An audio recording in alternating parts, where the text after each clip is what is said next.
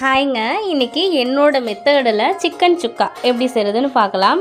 கடாயில் தேவையான அளவுக்கு நல்லெண்ணெய் விட்டுக்கோங்க.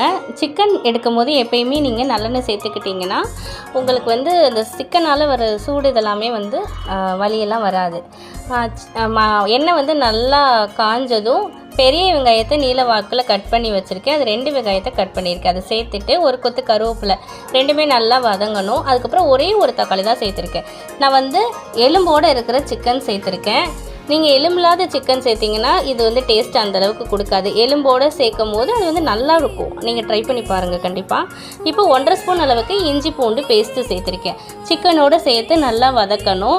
சிக்கன் வதக்க வதக்க அந்த கலர் மாறும்.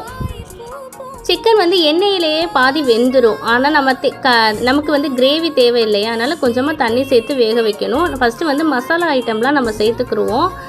மிளகு பொடி ஒரு 2 ஸ்பூன் அளவுக்கு சேர்த்துருக்கேன்.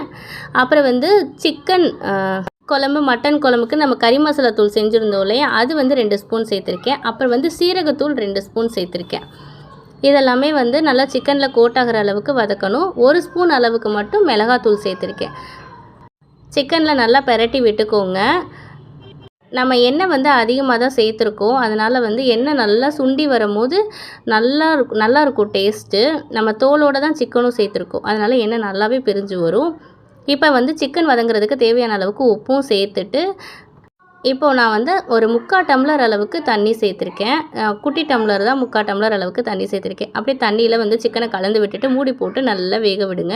நல்லா இந்த மாதிரி சுண்டி வரும். இங்கே பார்த்தீங்களா எவ்வளோ எண்ணெய் பிரிஞ்சு வந்துருச்சுன்னு. இந்த ஸ்டேஜில் நம்ம கொத்தமல்லி தலையும் கொஞ்சமாக ஒரு 1/2 ஸ்பூன் அளவுக்கு பெப்பர் தூளும் மேலாப்பில் தூவி இறக்குனீங்கன்னா அட்டகாசமான சிக்கன் சுக்கா ரெடி ஆயிடுச்சு. கண்டிப்பாக ட்ரை பண்ணி பாருங்கள். செம்ம டேஸ்ட்டாக இருக்கும். எல்லோரும் சூப்பராக இருக்குதுன்னு சொல்லுவாங்க. அப்புறம் நம்ம சேனலை சப்ஸ்கிரைப் பண்ணாமல் பார்க்குறீங்க. கொஞ்சம் பிடிச்சிருந்தால் சப்ஸ்கிரைப் பண்ணிடுங்களேன்.